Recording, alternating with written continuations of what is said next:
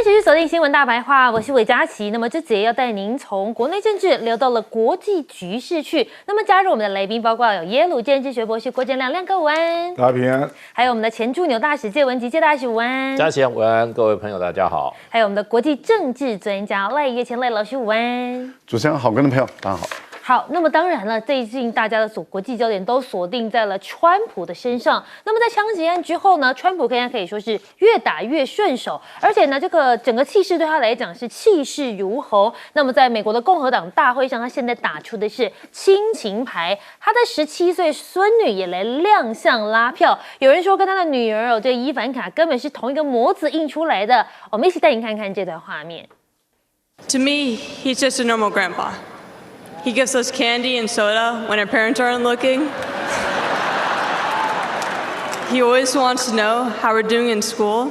When I made the high honor roll, he printed it out to show his friends how proud he was of me. I know. Grandpa, you are such an inspiration. He truly wants the best for this country, and he will fight every single day to make America great again.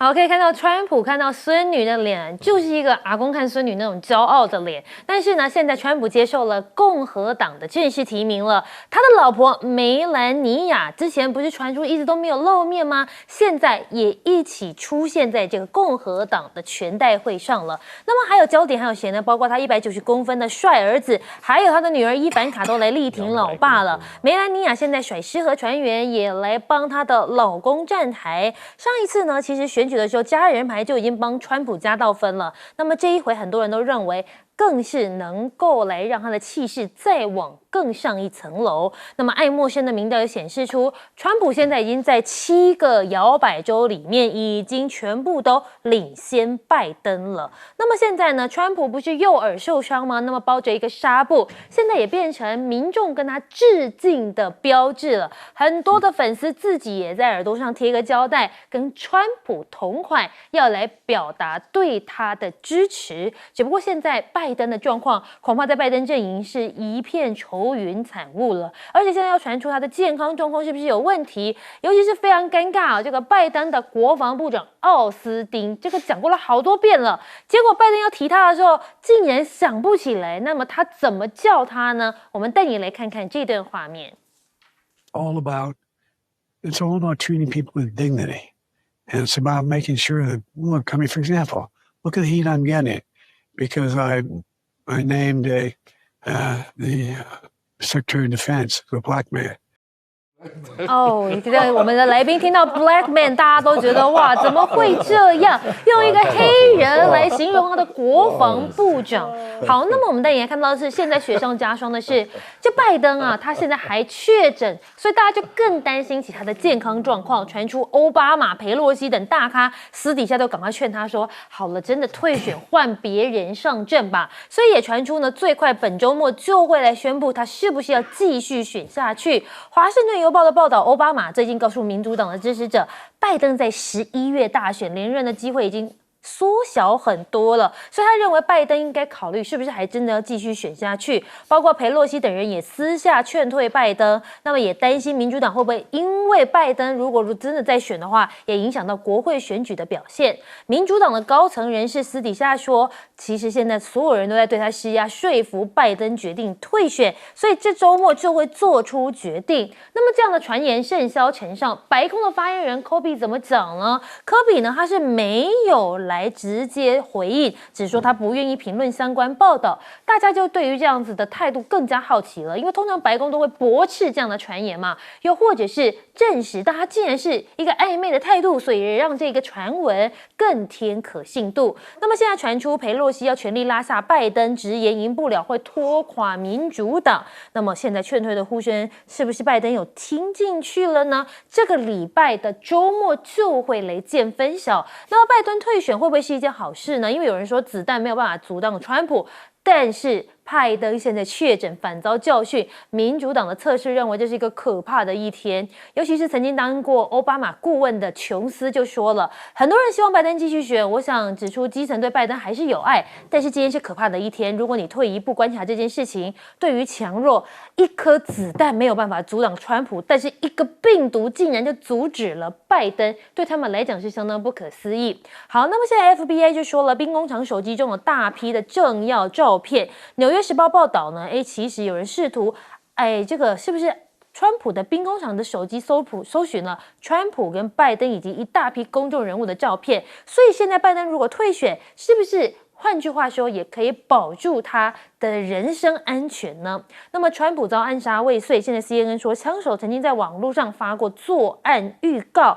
他们还说呢，他当时是写下说7月13是我首次登场演出，敬请关注。现在这样子的新闻也让大家看得毛骨悚然。好，我们要先来请教一下亮哥，刚才廖哥笑得很大力的是，连自己的国防部长似乎都叫成了黑人。亮哥你怎么看？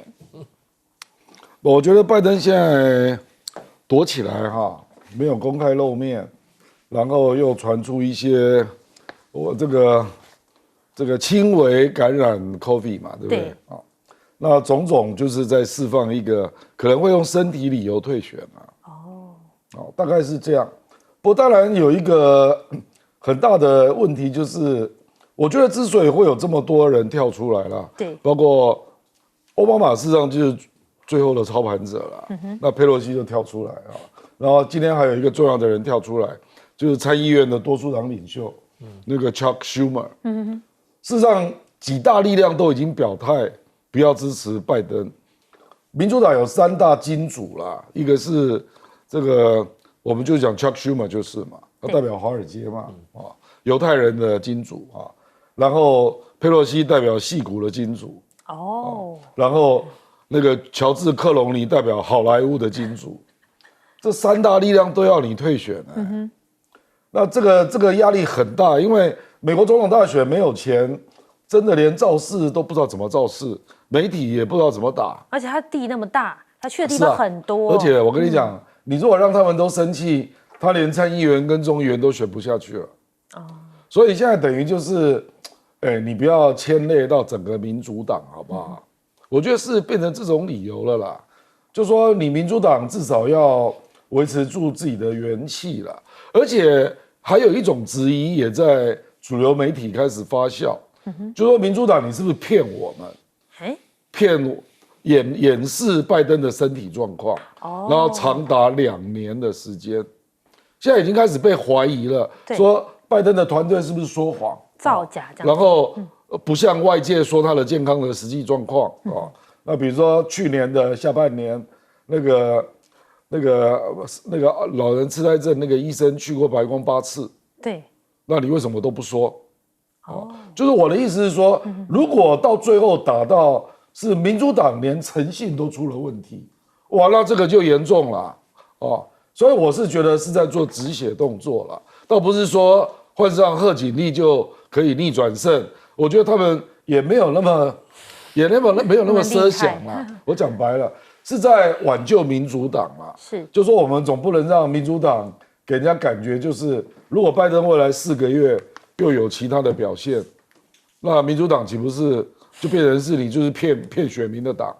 那你这样怎么选啊？对，你就会连累到众议员啊、参议员嘛，那还有民主党的3大主流金主这个犹太人、矽谷、好莱坞都已经表达意见了，对，那你都听不进去，那你是要我们怎么样所以我觉得大概是这样，所以最后民主党的最重要的几个政治人物大概都已经表态了啦，奥巴马嘛、佩洛西嘛，然后参议院的那个 Chuck Schumer 都表态了还有那个 Adam Schiff 也表态了嘛就是几个重量级的人士都表态了啦，那你这样怎么选得下去呢？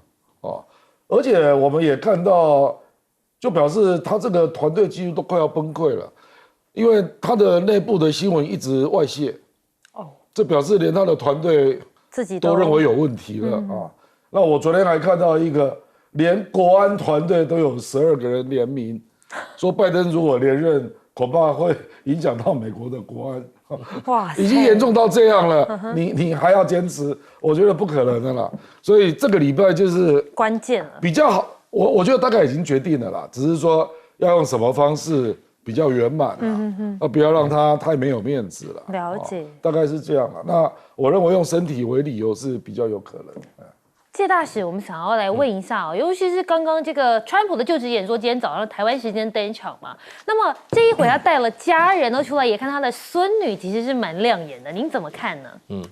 这个就是把家里面这些可以放上台面都弄出来了，对不对？而且这个从自己的孙女来讲，很有打动人心啊。你看那个女孩子蛮可爱的嘛，对，而讲的话也有点好像童言童语的，没有杀伤力的感觉，没有杀伤力啊。对把他的爷爷讲的真的还蛮可爱的，还很有人性嘛。对，我相信他讲的也是真的。其实川普的个性应该是这一类的，对，是一个好爷爷这样。好爷爷，好爷爷。川普家他第一任时候出了一个他的那个女儿伊万卡出尽风头嘛。对，有人说伊万卡要出来选美国总统，对啊。可是呢，将来啦。可是呢，最近他儿子又冒出来了。对，你刚刚讲呢，190的是他比较大儿子，他小儿子上一次的时候，他当总统他还是小学生，对，现在要上大学了。这么快？叫 Byron。你现在美国的女孩子，美国的社会天天在讨论 Byron，对不起，200公分。哇哦，200，连川普都说我不想跟这个儿子一起同台，因为他太帅了，高富帅。对，而且呢，听说还挺有头脑，念书也念得不错，所以呢，又有人说 Byron 是未来的美国总统。我告诉你，美国虽然没有这个虽然没有经历过君主制，对，所以他一开始就共和制，而美国人非常崇拜这种所谓的皇室的概念，所以以前在这个美国总统以前也叫甘乃迪对，甘乃迪家族就被美国人用怎么样？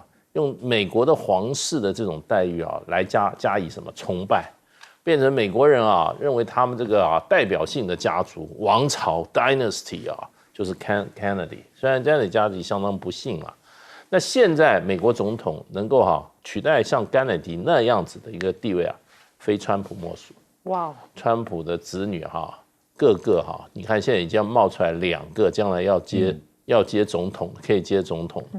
他的儿子现在，我觉得这次没有让他特别他那个小儿子 Byron 这次没有让他特别出来，因为实在太抢戏了，对，把他老子的戏都抢光了。一出来可能讨论的焦点都歪楼了。会歪楼，会歪楼。你们现在可以去查一查，最近他的这个声量稍微小一点，因为他不能太抢戏，把他老爸的戏都抢光了，对不对？所以美国人是很吃这一套的，而且美国人很喜欢这种所谓的那种 family man， 就是说这种有这种家庭的这种以前美国总统有几个道德是标准，你知不知道？这后来才破的。以前美国的政治人物如果离过婚，对不起，他就没有办法选总统。他甚至连他选州长的时候都会拿出来，因为美国是一个清教徒为底的一个社会，对，他们过去道德非常操守，到底线非常非常的高一下大帅哥，对，这就 Byron。哇，我们亮哥已经帮我们直接找出来这个川普的儿子。200，有点像《暮光之城》的那个男主角。对，200公分，超帅。今年要上大学了，他出来一定有非常多的年轻票粉丝。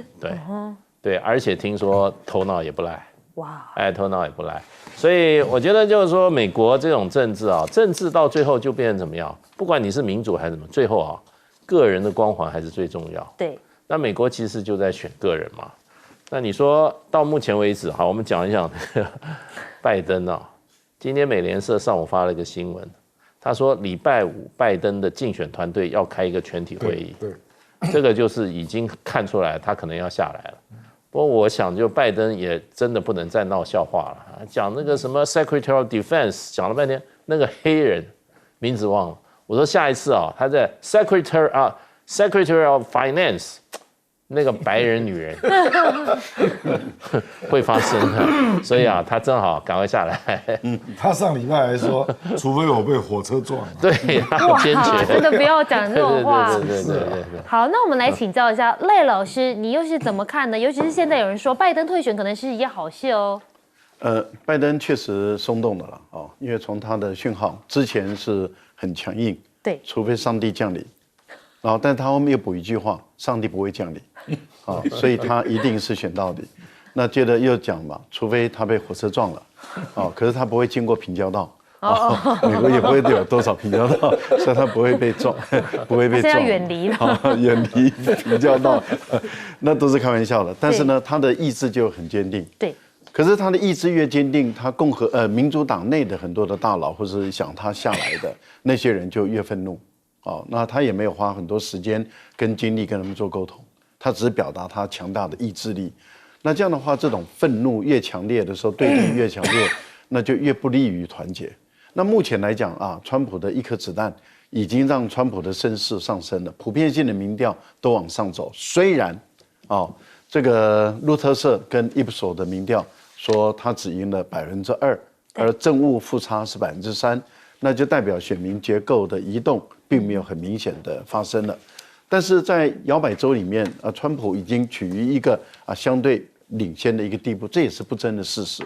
那在这样的一个情形下的话，对民主党的内部的人来讲，他们要考虑的是自己的利益了。为什么？因为还有众议员要改选，对，然后他们还有参议员，而他们第一个他们不想落选，第二个他们不想在国会里面失去领导权，他们希望他们能够掌控参议院或者是众议院，至少要掌控议院。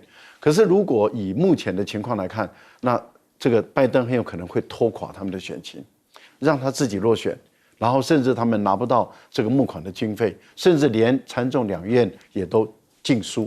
那这样的情形下的话，那就等于是输到底了。所以我觉得他们的愤怒、他们的不满，那么更让拜登更难团结这个力量。以目前所释放出来的讯号来看，他的意思就是说他会听听他的医生的意见。那这个医生倒霉，这个医生亚历山大，压力山大，真的，他的压力好大。为什么？因为等于是你要不要选，我来决定啊。对。也就是说，我来评估你的身体能不能来选。那我如果叫你不要选，那你果真就真的不选吗？好像变成我是你的造王者，或者是我是毁王者这样子哈。这个，但是从他的这样的一个态度表现来看的话，事实上是有松动的讯号了。我们在思考的地方就在于说，如果拜登万一就在这个周末做了一个决定不选了，那民主党要推谁上来？推谁上来能够挽回或者止跌，然后开始回升？因为选战还有3个多月嘛，对，这3个多月谁最能够止跌回升？谁最能够募到款？谁最能够拉抬其他的众议员跟参议员的选举，把他们整个拉上来？我觉得那是民主党马上要思考的第2个课题。可是还有一个课题是什么呢？还有一个课题就是美国的盟友，一看确定了你拜登不选了，然后你的政策不会走下去了，对，而特朗普要上来了，那这个空窗期等于是往外拉到5个多月喽。往外拉到5个多月，他们要思考的是，你川普上来了以后，你的美国的外交政策会怎么样？对，他要不要再跟着你美国现在的拜登的要求走？如果他们都拒绝的话，那你就会看到从现在开始，7月、8月、9月、10月，那么这些盟友的反中的力道如果产生了变化，那就代表他们也松动了。好，我们稍微休息一下，广告回来之后带你讨论一下川普的副手又是怎么样的人呢？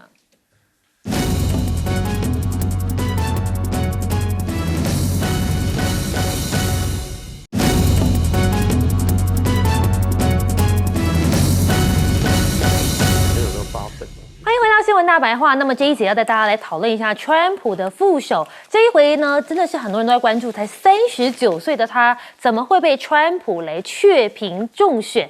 那么有人就说了，跟他的理念很有关系，因为他现在要扛起经济抗中牌。那么现在范斯就说了，中国大陆利用美国人致富。那么刚刚获得美国共和党副总统候选人提名的范斯今天承诺，如果11月大选胜出的话，就会捍卫劳动阶级的利益。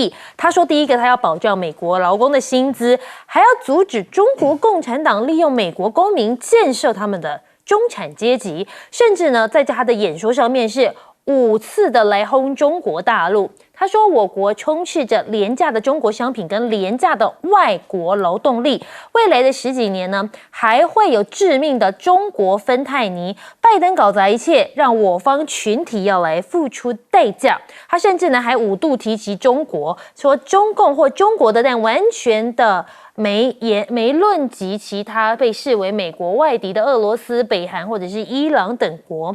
所以呢，他现在范斯还在没有殖民国民的情况之下，他直接说美国的盟友必须分担维护世界和平的重担，背叛美国纳税人的慷慨付出的国家，别再想搭便车。很多人都在好奇他到底讲的是谁。只不过现在川普范斯这一对组合是不是力推弱势美元，虽然美股就收黑了呢？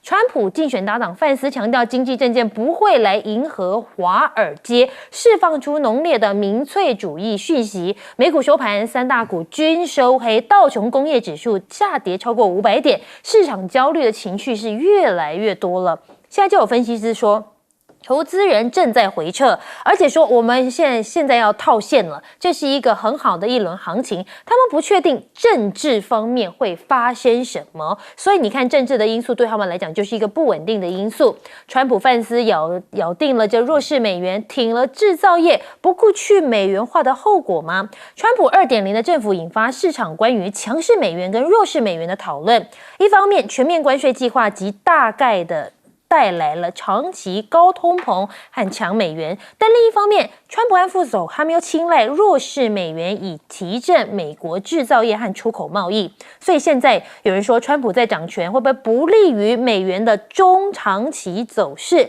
尤其是联准会的独立性可能受到挑战，去美元化的风险会不会越来越升温？而现在中国大陆也正在大抛美债，包括了中国大陆跟日本均5月份减持美国国债。美国的财政部显示了，中国今年5月减持了24亿美元，总持有总额是7683亿美元，但是仍是美国第2大的债主。持有量最多的日本连续2个月减持，5月份减少了220亿美元，持有量已经降到了11283亿美元。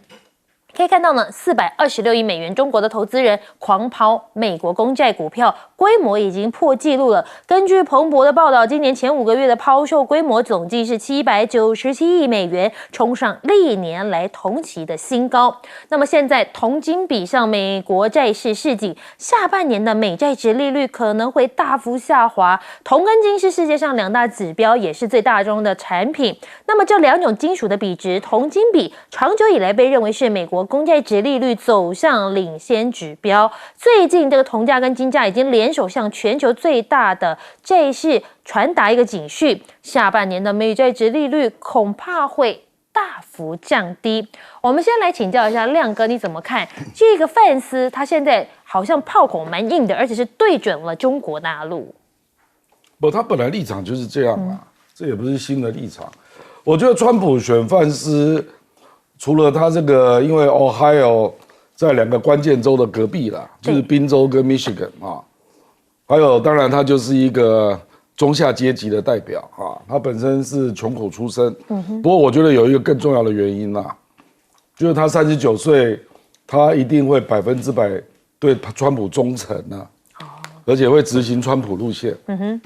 那因为川普只能做4年嘛，对，所以如果范斯有这个命啊，那未来他参选总统，必然又是川普路线的代表。所以我觉得川普已经在算计他自己的遗产了啦。因为我们一般讲选副手有2种逻辑嘛，一个就是互补，对，你选择跟你不一样的，要做扩大。对，那川普基本上认为自己已经当选了，所以他没有选择互补哦，对，他选择更加强化，所以是接班人的概念。对，然后是 double mega，就2个都是 mega， 对，就是他基本上是这种逻辑啊，所以范斯讲什么也是一定是言必称川普啊。事实上本来还有另外2个竞争者都被他后来都决定不要，一个是佛罗里达的 Rubio， 对，那个事实上更资深，还有一个是北达科他的州长，那是微软出身的。那川普为什么都没有选？我觉得这个要怪彭斯啦。因为川普的上一任的副总统后来背叛他。哦，所以我认为川普现在对这个比较有资历的老政客们有忌惮，不信任了。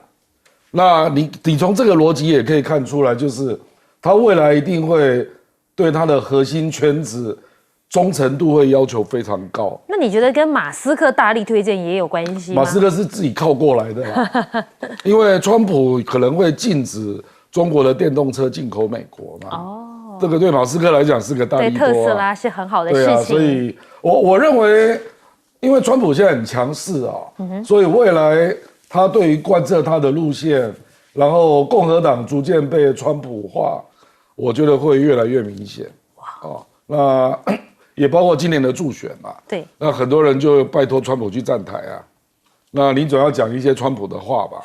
所以你可以看到那一天那个 RNC 啊，共和党大会，事实上，共和党前任的总统还有一个健在的，他并没有去啊。他并没有去现场啊。那共和党的资深的政治人物，事实上很多都没有被邀请。哦，我觉得就是川普要走他的路了。那未来美国的共和党的路线，如果范斯还能够继承，那就不得了了啊！因为这样就是表示共和党真的就是川普化了。那我们想问一下，介大使，你又是怎么看？尤其是这个弱势美元这一块，您的看法呢？这个我觉得他现在这个就是争取选票啊，这是一个方向嘛。他因为他的大总目标，美国要成为什么2种大国，一个是什么制造业大国，而且是最大的制造业国家。第二个，美国要成为全球最大的能源生产国。对，能源生产我们这块不谈，先成为制造业大国的话，那美国现在制造业都是外流，都没有回来啊。所以呢，就是说你在这边，因为美元强势的话，美国制造的话。基本上的话，他如果说要外销的话，或怎么样哈，那怎么讲呢？那他的这个竞争力就不具备啊，所以他当然是要把美元把它的价格往上消下来，这是符合他制造业大国的这样子的一个目标了。另外，他现在他还说对中国大陆，他要征收啊，所有东西进来都是60%关税，哇，然后有一些敏感的就给你100%的关税，对。然后全世界跟美国人要做生意呢，进口卖给美国，通通10%关税。这个从贸易的理论来讲，这叫什么？这叫进口替代。也就是说，你老是觉得你的关税那么高，对不对？那最合理的、最有效、有利的方式跟美国做生意，就是把工厂搬到美国，在美国生产，少交那个100%的关税。所以这个过去是这种啊。开发中国家用来对付怎么样已开发国家的一种保护市场的一种做法。对，现在美国啊，一个已开发国家也要拿开发国家，以前都是印度啊，对，什么巴西啊这些国家用的话，他现在美国要用这一套，在哪来用？对，他基本上，可是问题就是这个过程中，其实美国其实是割全世界韭菜，他用一个很强势的美国货币哈，买到最便宜的。然后把所有生产过程的那一些负面的因素都留在美国境外。中国大陆有一阵子成为世界工厂，而中国大陆的水资源、土地、空气快速的恶化，要花很多年才能搞回来。是什么？建立在什么？建立在就是说美国的高质量就大量的消费之上。所以中国大陆就是美国的工厂。对，那美国现在要反过来这样做。那会不会成功？我觉得你要做的话，有成功的可能，可是这个中间的代价必然要付。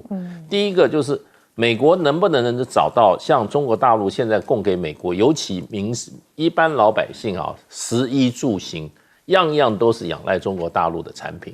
那中国大陆的产品做的就是性价比最好的，对。那你现在给他增加60%的费用的话，那第一个就变美国老百姓食衣住行，连个杯子，连个什么碗都通通贵了，对不对？那问题就变成就是说，这个美国社会对美国社会是好是坏，老百姓会不会反对？那另外一个就是说中国大陆说我不做，那不卖了，好像没钱赚。那你是不是找得到另外其他国家，会不会比中国大陆还便宜？会不会品质跟中国大陆产品一样好？这个会影响美国的这个怎么讲呢？老百姓的食衣住行，而且会影响它的物价，所以这些问题，我觉得他们现在是过度简化。这个川普跟拜登都过度简化。美国要成为世界最大的制造国，不是把中国打垮就可以成为最大的制造国，没有那么简单啦。不过选举的时候都是怎么讲，都是当做这种政治语言。真正上任以后，做得到做不到，我觉得做到的机会很小。赖老师，问一下，就是说现在中国大陆跟日本都在大抛美债，那你又是怎么看呢？美国的公债确实太多了啊，我想这个是全世界的一个普遍的认识啊。美国政府每一年要支出去这个公债的利息啊，已经吃掉它大部分税收的一大半了，这个也都是一个公认的事实。现在的问题是在于说，那美国的公债还能够撑多久？我觉得你要避风险的话，最好的方式就是减持美债了。所以日本在这样做，那日本这样做还有一个原因是，他们也要用这个方法来给美国施加压力，让日币不要这样一直在贬值，美元一直强势，日币一直贬，日本自己也撑不住，也受不了啊。但是日本在这段时间突然间大量的减持美债，然后把它去挽救它的日币，事实上叶伦也有意见了。所以日本能不能承受住美国的压力啊？我们也在观察。但是如果说假设美国的总统拜登就是这么只剩5个月，那很多国家可能就不再理会美国的压力了啊，因为你也不算什么一咖了嘛，你马上要下台了，那也就不会再理会它。中国大陆的美债减持这一个月是算少的，才20几个亿啊，那是算少的。我倒觉得大陆应该再扩大一点减持美国的公债，因为目前来讲，大陆还是排名第2名，7000多亿美元的公债，这个还是危险。因为当美国政府可以动不动就把俄罗斯的这个国有资产央行的资产就没收，对或是冻结，然后就把它的孳息拿去使用，我觉得很多国家对于美国的这样的一个还有欧洲的这个做法都不信任了，他们在做转移。美国公债减持，美元减持，然后往这个黄金的这方面来流动，这个也是正确的。尤其中国大陆本身并不是黄金的生产大国，我觉得增加自己的黄金的储备这个的方向都是正确。我觉得范斯的问题是出在哪里？他虽然是出生于白人的最底层，可是从他的经历中，从他的讲话中，很明显的他并不了解，并不认识美国的工业。美国的劳动业，美国的劳工，很明显的他不了解，就是他生活在底层，可他并不了解美国的底层的人。为什么？因为他知道美国底层的人的困难，可是他高中毕业以后去当兵了，对，那当兵当了4年，然后退下来以后，先到州立大学，然后再进耶鲁然后开始进入这个白领的精英的阶层里面，开始搞风险投资等等的，然后就从政，对。可是你看他的讲话中，他很明显的他并不了解美国的底层的劳工界。为什么？美国目前中国大陆能够满足美国的需求的东西，不是美国的劳动生产界所能够获得的。你即使中国都不生产，你美国也移不回美国。因为我们要问的第一个问题就是谁来做？你美国人来做，还是你要去找墨西哥人、南美洲、中美洲人来做？你是要找外籍劳工，可是川普是最反对外籍移民的。川普最反对外籍移民，那哪一个美国人要做？你自己凡事都不愿意做，你还拼命的去读大学，你都不愿意做，你要谁来做这些工作？我觉得这第一个。第二个，你的工厂如何有效率，如何能够把成本下降，你根本都做不到，什么都做不到。我就讲一个，连高阶的你都做不到了。台积电过去，美国人要加班吗？我们台湾的台积电是把我们的年轻人的美丽的新鲜的肝去爆掉，来去换得这个利益，然后到了美国去以后，保护美国人年轻的新鲜的肝，然后再把台湾的年轻的工程师送到美国去爆掉他的肝，这什么企业嘛？这是不是我要批评啊？我只是想到这里我就会生气，美国人做不到了，连高阶的工程师都做不到了，不要讲低阶的。好，我们稍微休息一下，广告之后回来带您继续讨论国际情势。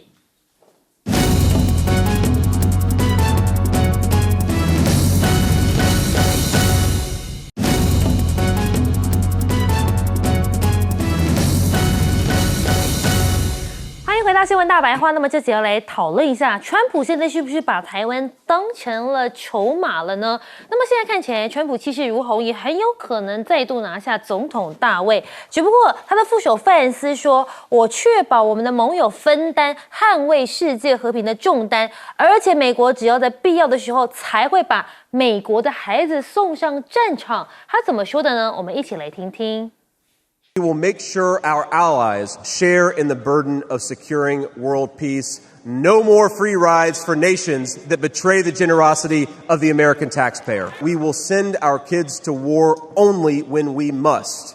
But as President Trump showed with the elimination of ISIS and so much more, when we punch, we're going to punch hard. We will put the citizens of America first, whatever the color of their skin. We will, in short, make America great again.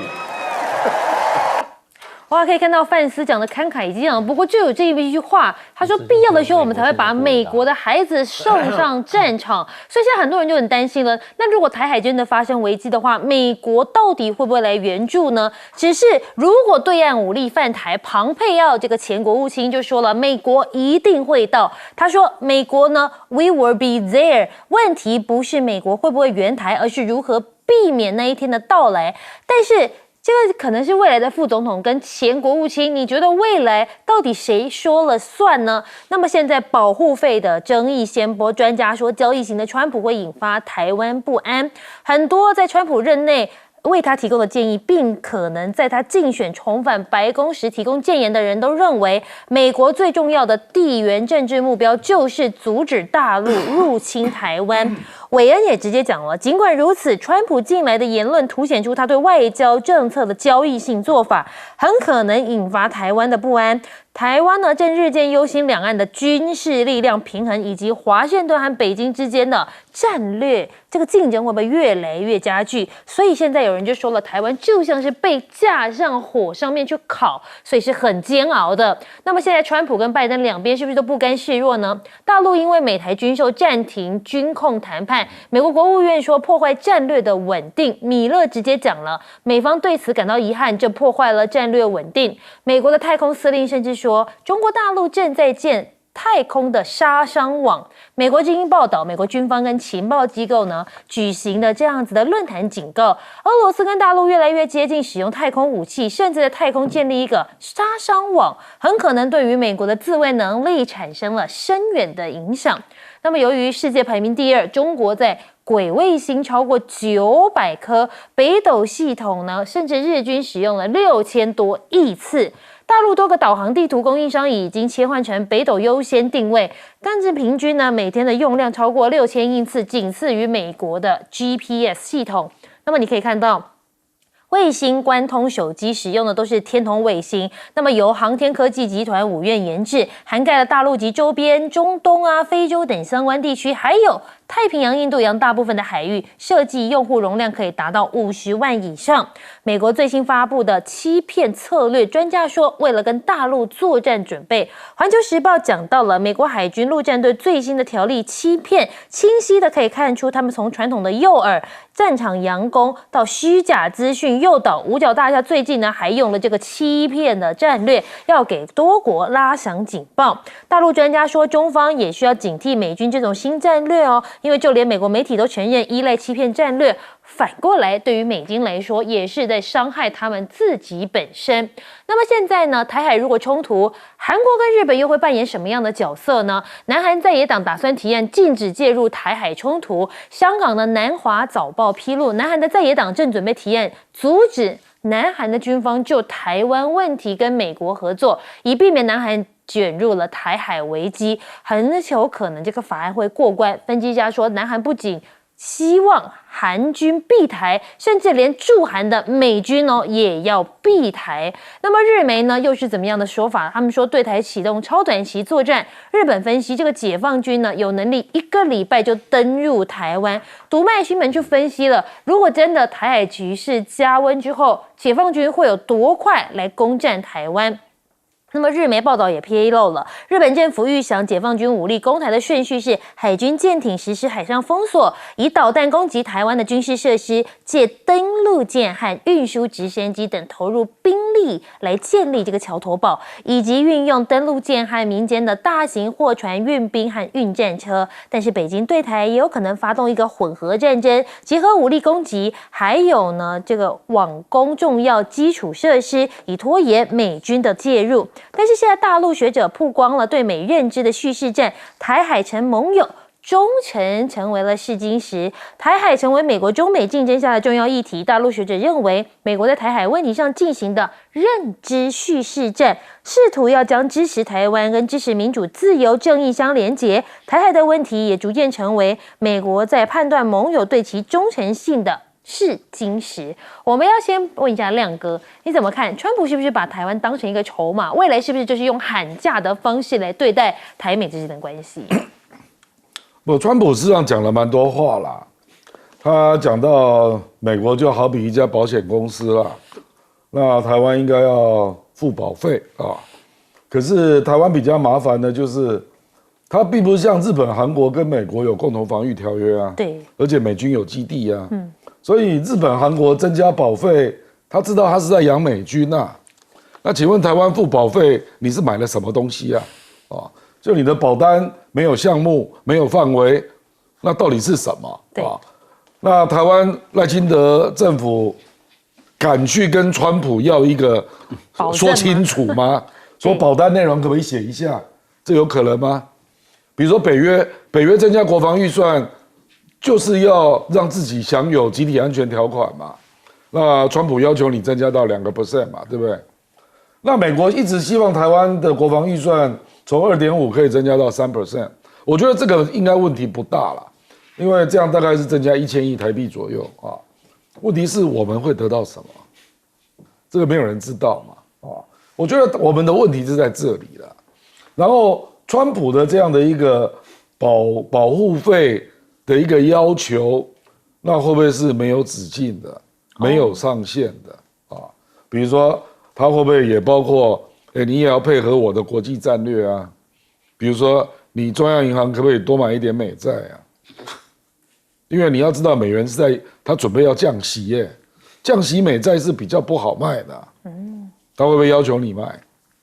或者台积电现在到美国承诺是3个厂嘛，可是凤凰城据我了解是规划了6个厂区的用地，所以他会不会觉得要叫你再承诺？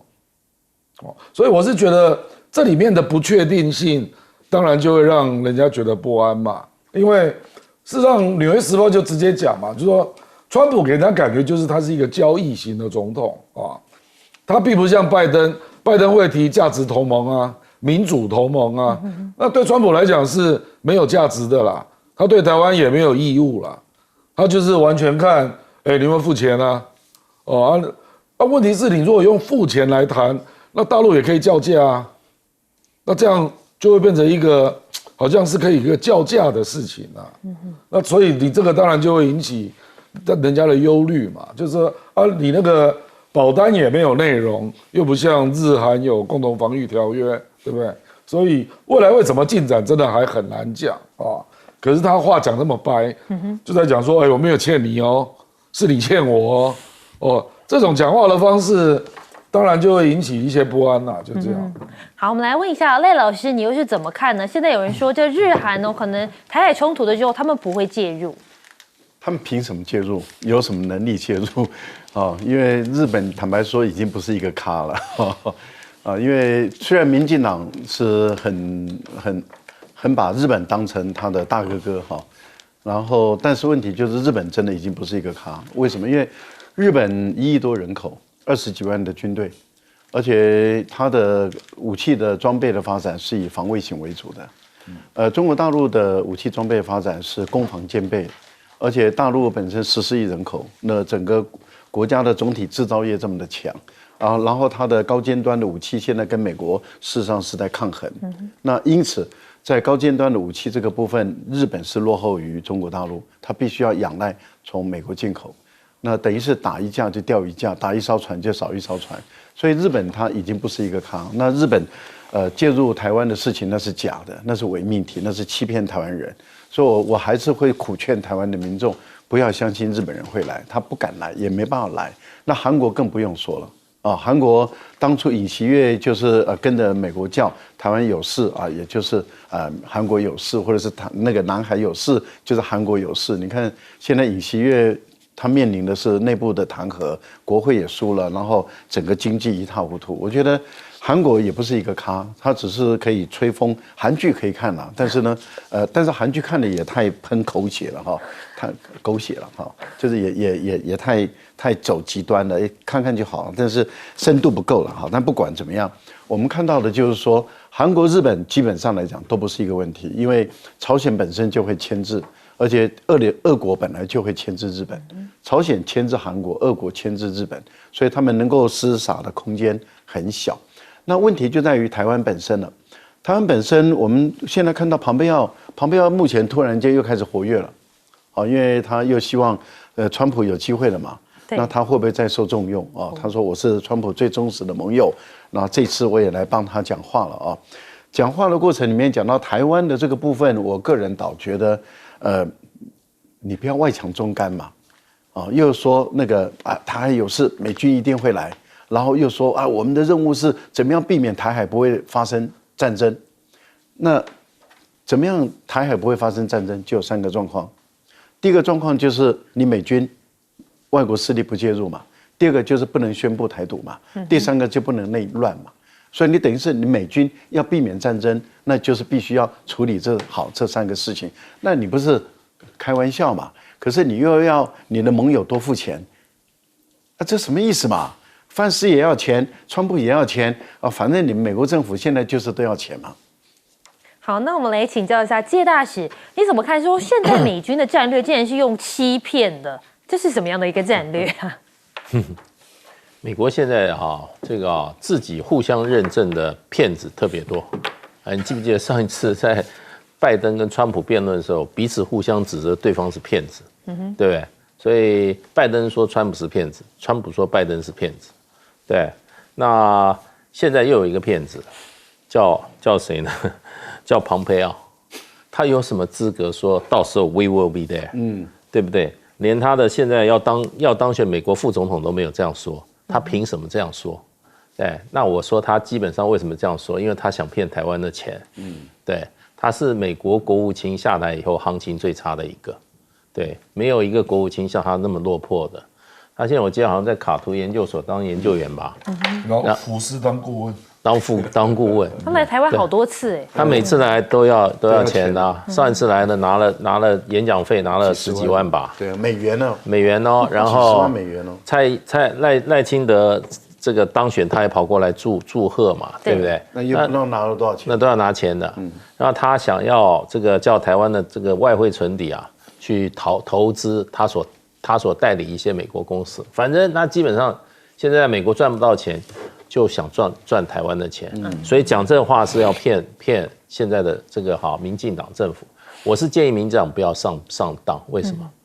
他在美国这个华府的名声非常差，他下来以后，国务院的官员检举他贪污，然后呢乱用国务卿的资源。